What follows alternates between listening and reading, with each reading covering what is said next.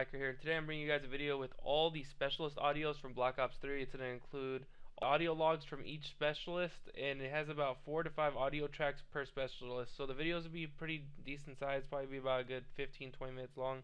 If you guys enjoy this video, make sure to hit the like button and subscribe if you guys are new. I'm not going to have any audio going over this or commentary because mostly you guys are going to want to hear the stories of each specialist.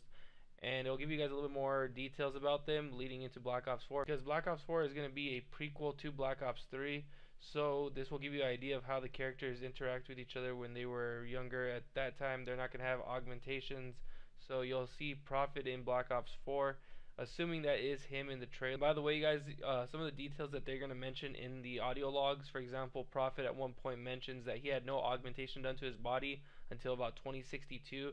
Treyarch has not given us the exact time frame of when Black Ops 4 takes place. It is before Black Ops 3, which is kind of weird the way that they're doing it, but it's going to be a prequel to Black Ops 3, and it'll give you a better time frame to guess when it takes place, because as I said before, Prophet mentions in 2062, I believe exactly, that's when it was, that he had his first augmentation done. So this is going to take place before 2062. I'm assuming that they're going to add all the specialists eventually, but as of now they have 8 of the specialists. They haven't gave us Prophet or Nomad yet, but in the trailer there's 2 characters that look very similar to them. If you guys enjoyed this video, make sure to hit the like button and subscribe if you guys are new, and I'll catch you guys later. Peace. You think that's impressive? There was this one time with me and Baker. Not this again. Come on, Walsh. What, you want to tell it? Nah, the way you do, it gets better every time. Right? Anyway, so there was this one time... He's full of it, though. Keep that in mind. It was bad. No idea who authorized the attack, but it was another Charlie Foxtrot. Intel had told us the area was clear, and our target was 2 clicks ahead, so we moved out. Counted a couple of patrols on the way, no big, we had that covered. Then we got the call over the comms. Dead systems were down. Right. We looked at each other, realized we had 30 seconds before incoming AP turned us into mist, so we hustled quick. Anti-personnel was the least of our problems. Enemy started raining major reinforcements in behind us. We were cut off from our own side at this point. Only way we can go is forward. Enemy had found our kills, and SIGINT told us there was some serious heat coming our way. We knew there was a hardened CDP emplacement about a click away, so we booked it, figuring it was a defensible place to hold up in, even if we had to take it first. We approached the bunker, no sign of resistance. Stacked up on the door and breached. Checked our corners, first room clear. Entered the corridor, body on the ground, split gut to gullet. Room looked like a slaughterhouse. Next room, same story. 2 EKIA. Walls and ceilings painted with their blood. Didn't look like they got off a shot. We approached the door to ops. Listen, nothing. Gave Baker the signal to kick it in, and we burst into the room. 5 bodies, 4 fillets, 1 very much alive. Spectre, this covert ops creep. Wasn't happy to see us either. Didn't need to be able to see an expression to know we could get taken out in a heartbeat. Spectre creeps me out. Just sitting there, surrounded by corpses, checking intel and cleaning those blades. That's what we were doing here. Calm as anything. Calm lasted about 3 seconds when we said we had company coming in behind us. Said if we'd blown the mission, we'd be kissing our internal organs goodbye. Yeah, exact turn of phrase. Think you got called sugar at one point. Yeah? Anyway, internal screens are showing that we're surrounded. 30 men at least with GI unit support. We move fast. Rig frags and tripwires in the first room and corridor. We're set up for a siege. We just finished digging in when wham! First tripwire goes. A couple of seconds later, we hear a couple of GIs go terminal to the second IED. Which is when I started pulling the trigger on my war machine and didn't let up until it ran dry. Things were looking pretty bad. CDP had reinforced, we were running low on ammo. And Spectre was still considering cutting our throats. When I noticed some movement on a screen showing an external cam feed. A couple of seconds later, we start hearing explosions outside. CDP start running around, trying to defend themselves against attack from behind. A couple of them went down to nano-swarms. Nasty. Cavalry couldn't have arrived at a better moment. Thought we'd have lasted another couple of minutes. Castillo and Rojas. Could have kissed him. Last couple of CDP that tried to take refuge in the bunker with us fell to Spectre, who bugged out before Outrider and Nomad made it to us. 4 of us RTB, PDQ. All right, Walsh. It's your round. Get buying. Growing up on the streets of Favela da Rocinha in the 40s was no joke. Gang violence everywhere. Children killing each other over the corners they sold drugs on.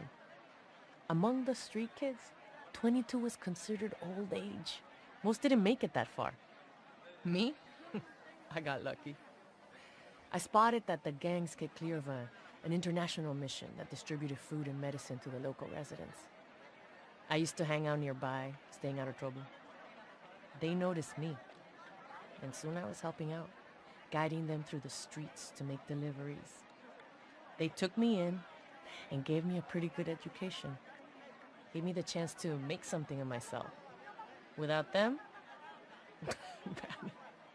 I doubt I would have seen my 18th birthday.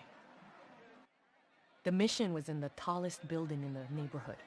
It was made of brick and was there well before the shanty town that grew up around it. From the roof, I could see for miles. Could watch the 500,000 residents of Rocinha going about their lives in the streets below. I loved spending my evenings watching them move around, learning the patterns that ebb and flow in crowds, you know?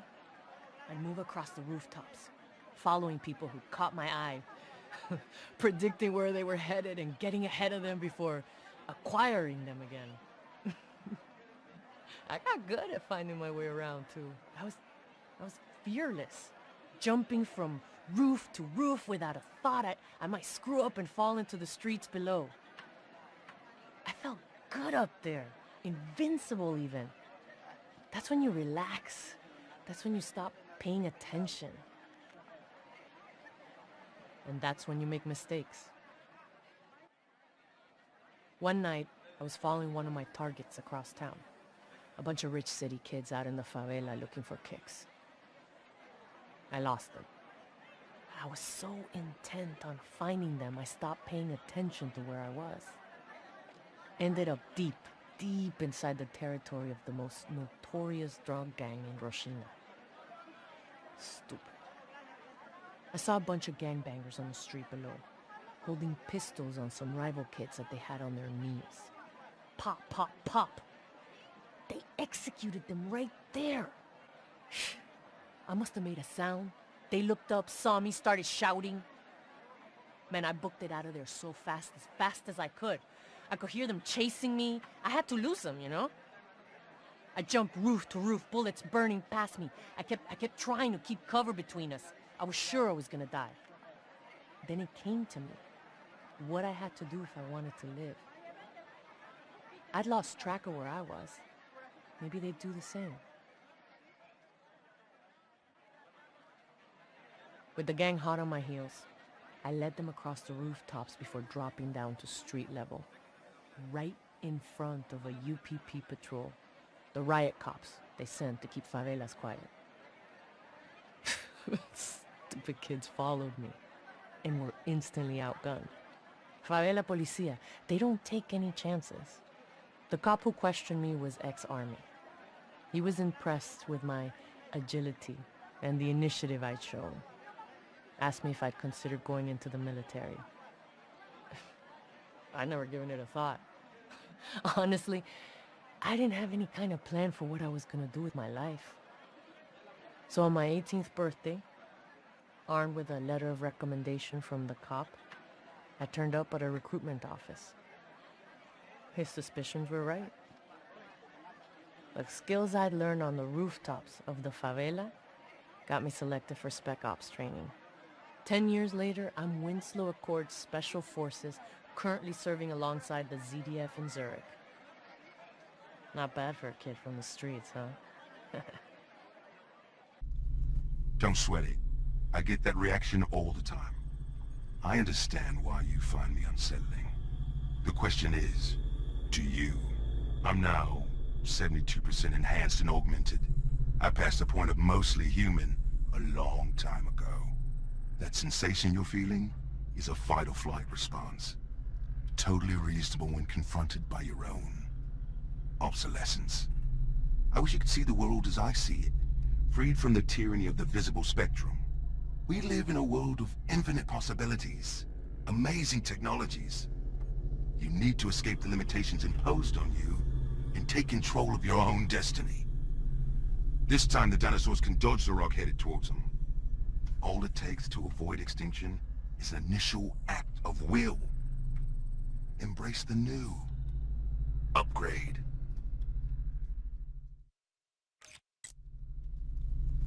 I was 28 when I took a leave of absence to look after my mom and dad. That was 2062. I didn't even have DNI back then. Medically, we're in a very vulnerable phase. We're advanced enough that people are living longer. So much so that we're running into whole new classes of age-related diseases that we can barely diagnose, let alone treat. Within 3 months, both my parents were diagnosed with degenerative conditions that weren't well understood. They couldn't predict the path my mom's would take. It didn't even have a name. I looked after them both, basically powerless to do anything but keep them comfortable. As little by little over the course of 2 years, the things that made them them just faded away. While I watched their decline, I had a lot of time to think. And do you know what the single fundamental conclusion I came to was? Meat is weak.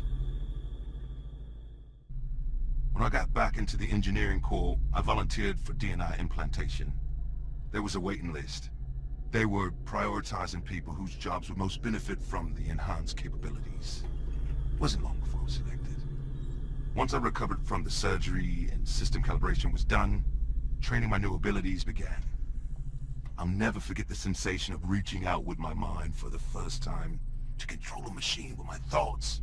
It was completely natural, instinctive, like reaching out to catch a ball. I felt complete for the first time in my life, like I was finally realizing my potential. I signed up for every enhancement program going. Enhanced DNI processing capacity, limb replacement, optics, audio, comms, medical systems. Whatever was on offer, no matter how experimental, I wanted it.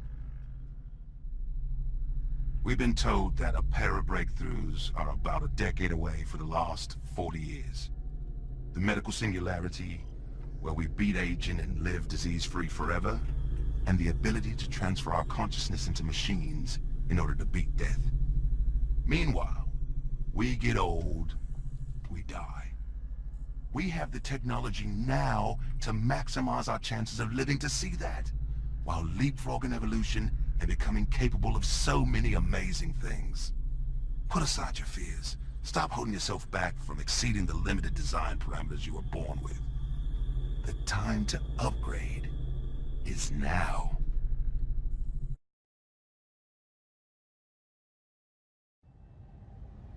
So many memories of my oldest brother James from when all 5 of us were growing up. We were army brats, always on the move from base to base, country to country as Dad got reposted.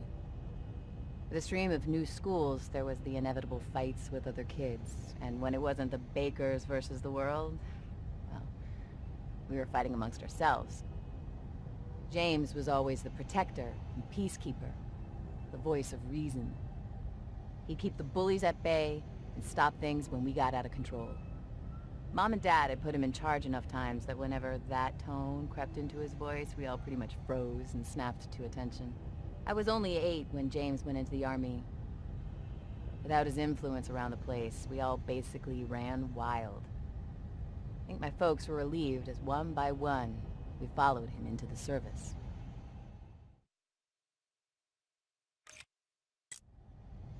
When I heard my mom's voice on the phone, I immediately knew something was wrong. James was KIA. They'd only found out this morning. I was to come home ASAP. Before I could say anything, she'd hung up. I had to get home. I informed my CO and packed my bags, trying my best not to let the shock of it knock me down. Dad met me off the transport, and while he drove us home, he told me what had happened. James's unit was running escort, moving civs out of a hot zone when they were engaged by a hostile rocket crew. He'd circled around, using terrain to flank and engage the enemy with a set of grav spikes.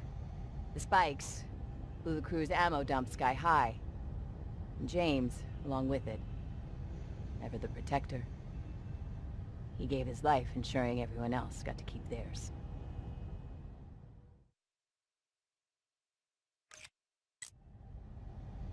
It was a bright, clear morning when we gathered at Arlington for the funeral.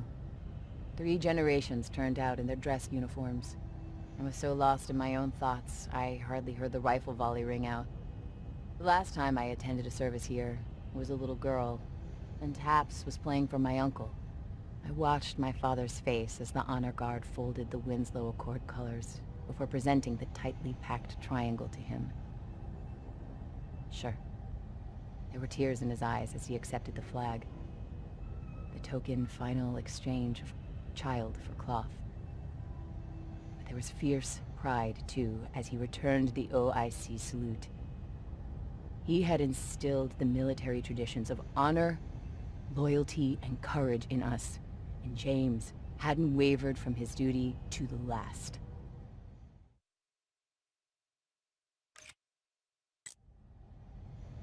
All of us stuck around for a week or so after James's funeral, grieving, relaxing, telling stories about the good times we had growing up, feigning embarrassment as the inevitable photos from school and family vacations got handed around. Mostly, though, we were just there for each other. There for Mom and Dad. Crying with them when things got too much. Laughing with them when we were all reminded of some ridiculous drama that James had gotten us out of. Soon enough, the time came for us to part company and return to our separate units. I've been back for a day now. I want to get guns up as soon as I can.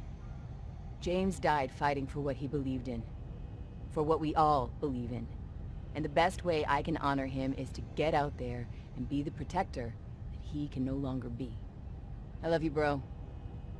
I'm gonna miss you.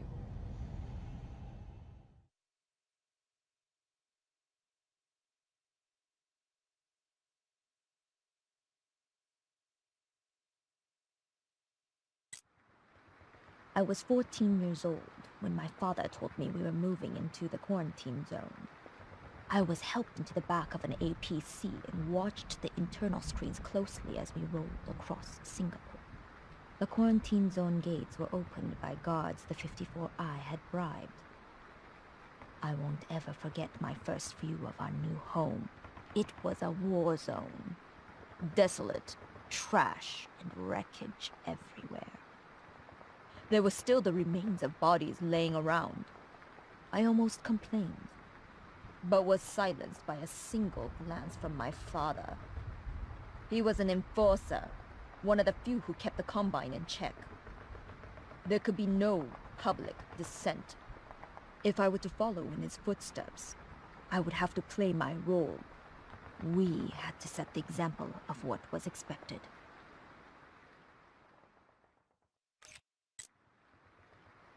No one ever dared to mess with me. Everyone was terrified of my father, and with good cause. The only people allowed to lay hands on me were my combat tutors. I expect my father would have killed them for going easy on me.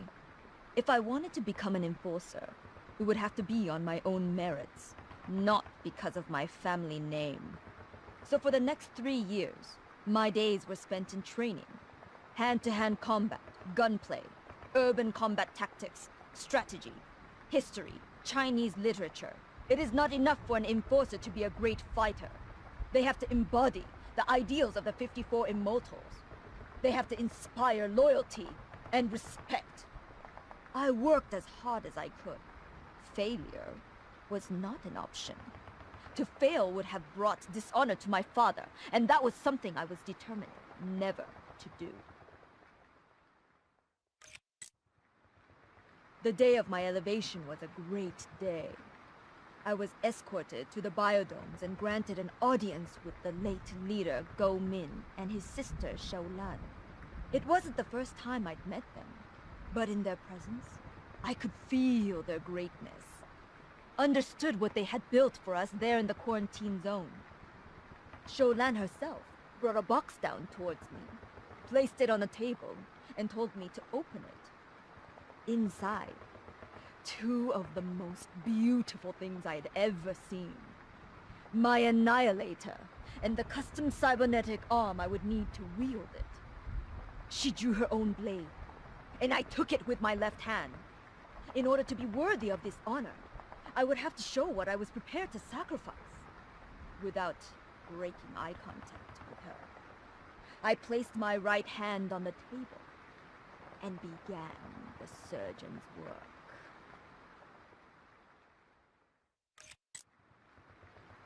I represent the will of the 54I, or more specifically, the will of its leaders.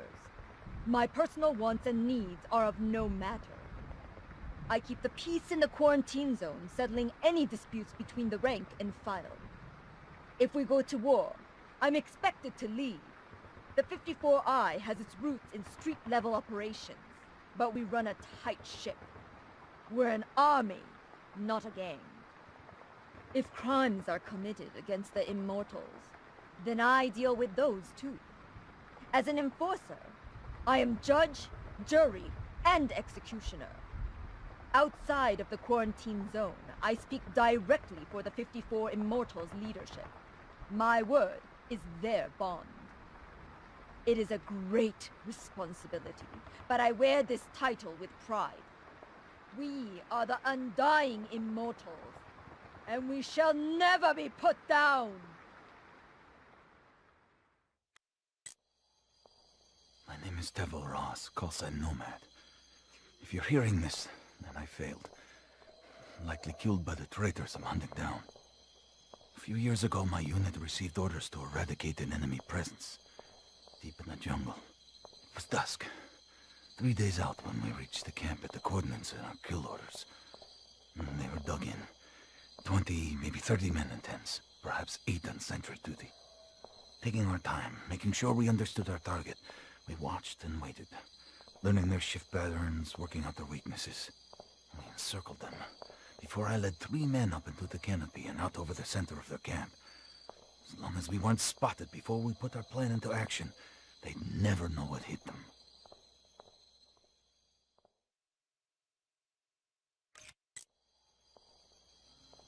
As they changed guards, I dropped a C4 charge down in front of each tent and signaled the rest of my unit that it was go time.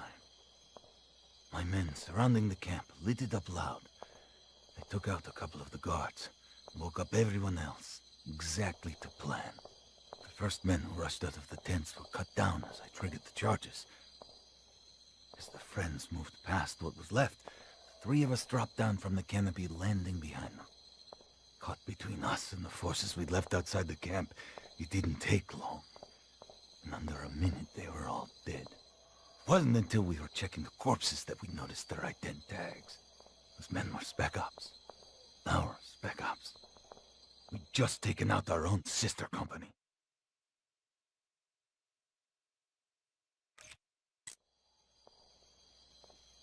They stopped short of dishonorable discharge. The unit was disbanded. We were all reassigned. A few weeks later, I heard one of my friends was dead. An accident with unexploded ordnance. A month later, there was another. A heart attack, I think. The next month, 2 more. A car crash and suicide. This was the pattern. Someone was taking us out, making it look like accidents or natural causes. I knew it was only a matter of time before someone would come for me. I did the only thing I could. I used my training, got off grid, and disappeared into the jungle. I am now the sole survivor of the 18 men that attacked that camp.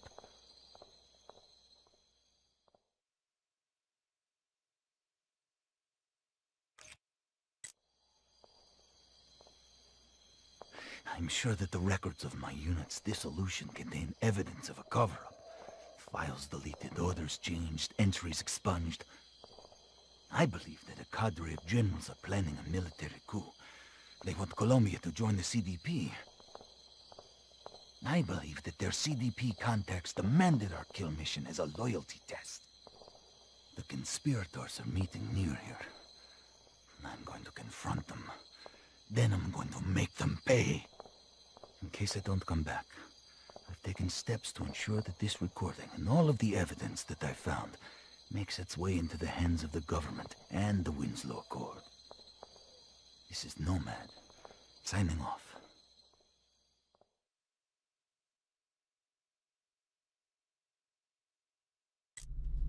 Initiating access now. Not gonna fry my DNI systems or anything. Negative. Ident, Prophet. Code level access granted. Active firewalls disengaged. Alright, mate. Let's see if we can't get rid of those safety protocols. Interesting. Same basic file structure as a GI unit. So behavioral limitation should be... yeah. There. Warning. Safety systems offline. Easy, Tiger. File history on your core systems is insane.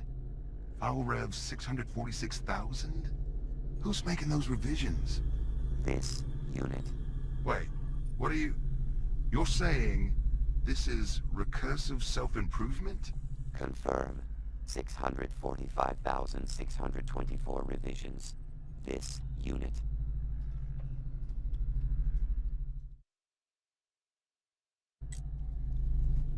It took me a while to get my head around that. I mean, look, advanced experimental war robot, or whatever. It probably became a general intelligence, quite likely sentient. Had my suspicions. I'd watched it fight, and there's always something, I don't know, organic about it? No offense, mate. Offense levels nominal. I had bigger questions, though. Spotted some odd code when I was poking around. Wrong timestamps to be factory original. File permissions set to not allow changes. Obviously, I pulled it apart. Would have been rude not to, right? Sophisticated stuff. Processes piggybacked off the main data bus, all running at admin level priv. Yeah, I'm losing you, aren't I? All you need to know is that this poor mechanical sod had been set up to receive commands that it had no choice but to obey, and all strictly aftermarket. So, I pulled the code, set up some logs, and waited for the next set of commands to come in.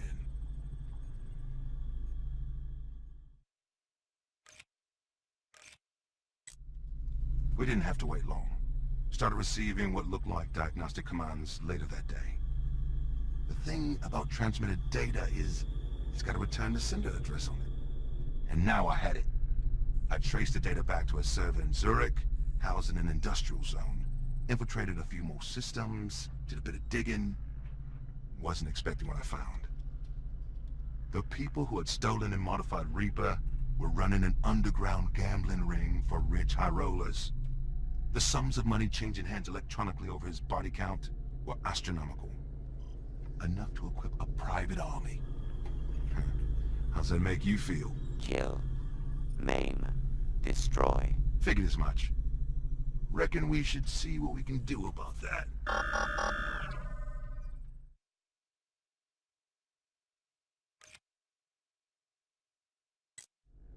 So, you should probably explain what happened after you arrived at the server location. Compliance. Commencing audio playback. Here! The EWR is here! There is no EWR. Only Reaper. Shut it down! Shut it down! It's not responding! It's not responding to commands! Metabolize element 82. Inefficient meat bags. Optimal fire solution achieved. That good for you? Satisfaction. Situation acceptable. So now, you're a free agent and all. What are you gonna do? Reap. Things are very rarely entirely as they seem. The key is to try to grasp the bigger picture, to understand the larger forces at play. Work out what their goals and endgames might be. Only when you understand this does the pattern and the larger picture emerge. For example, Liquidation Order 821-16, high-ranking CDP military officer, commander of an elite rapid deployment unit, likes to get his hands dirty only when high kill counts are statistically likely. When not on operation, Clive remains in Central Command facility, well defended, hard to infiltrate, untouchable.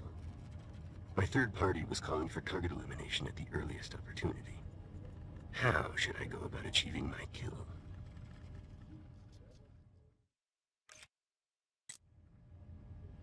All due respect, sir. I gotta ask why that action was authorized. Gamma and Epsilon have been quiet for weeks. We've been on the back foot in Charlie and Delta, fighting for every scrap of ground.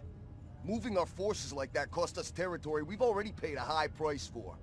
Sir, permission to speak freely? Might want to consider a review of the intelligence. Seems like we hadn't clue one what we were going after out there. Felt like a show of force we didn't have to make. Don't appreciate being sent on wild goose chases that nearly get me and mine killed. Sir, hope it was worth it, sir.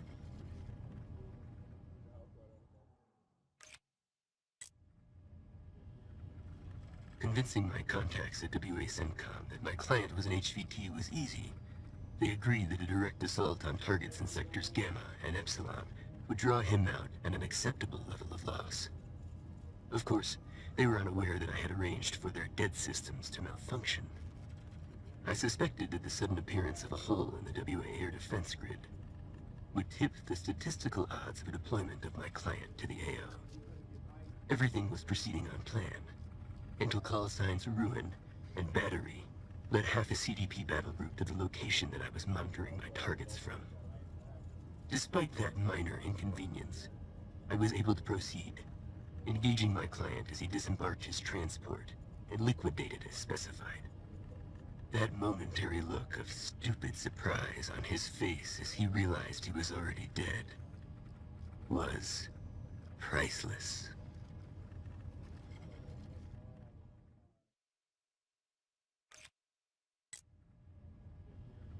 That whole setup was to smoke out one CDP a-hole? And you couldn't come up with something better than use those guys as bait? Here, I got a better plan for you. Take out their dead and flatten the whole base with standoff. One of these days you're gonna get what's coming to you, buddy. Just hope I'm there to see it. Was that a threat? Stupid. And naive.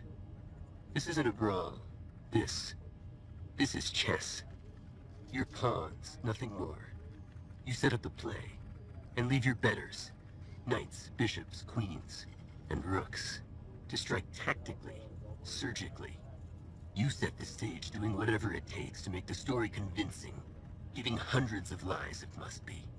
Then, at the right time, with a single flick of my wrist, thousands can be saved. My family? What's to tell? My mother left because my father was a drunk. No surprise, I acted out every chance I could. Small things first. Little fire here, something broken there. No harm, no foul. One time, he hurt sister pretty bad. Didn't mean to, but grown man was stronger than he think. After that, I set fire to warehouse on other side of train tracks from house.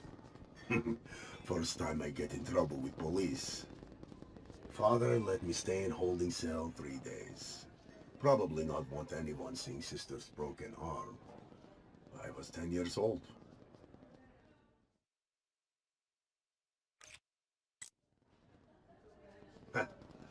A few months later, after my father had passed out for night in customary stupor, my sister suggested we rid ourselves of the old man for good. Seemed like good idea.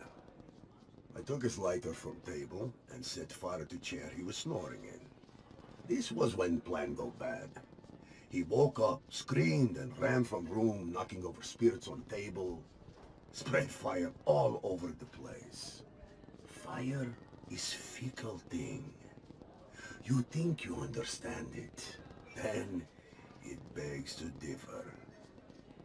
Father ran from house, sister got badly burnt, I ended up in juvenile care facility. And that's where I stayed till 17, when I get choice. Adult correctional facility or military service. I picked military service, where now they want me to burn people. Life is strange, no?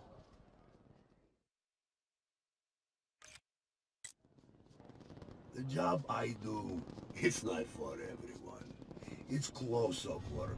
You get to see what you do. You can't deny it. You can't unsee or unsmell it. Used to be, I'd RTB, and the smell of burnt flesh would be so strong, I wouldn't be able to eat. doesn't bother me anymore. And as you can see, I normally get table to myself. I like to think I'm a problem solver. Enemy has you pinned down? Give me a minute. No problem. Choke point needs choking? Flame. No problem. Hostile sniper using a building as nest? Give me 5 minutes. No building, no problem. You see the trend? Fire really is that versatile.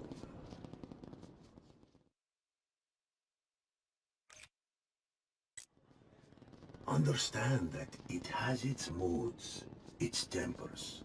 Won't always do what you want or expect it to. But when it comes down to it, when you harness it properly, you're going to be one of the most effective units on the field. Your kills are rarely clean, and they often make a lot of noise. Psychological impact of that is priceless. You'll be feared by your enemies and respected by your allies. Actually, your allies will probably fear you too. And you know, I'm fine with that.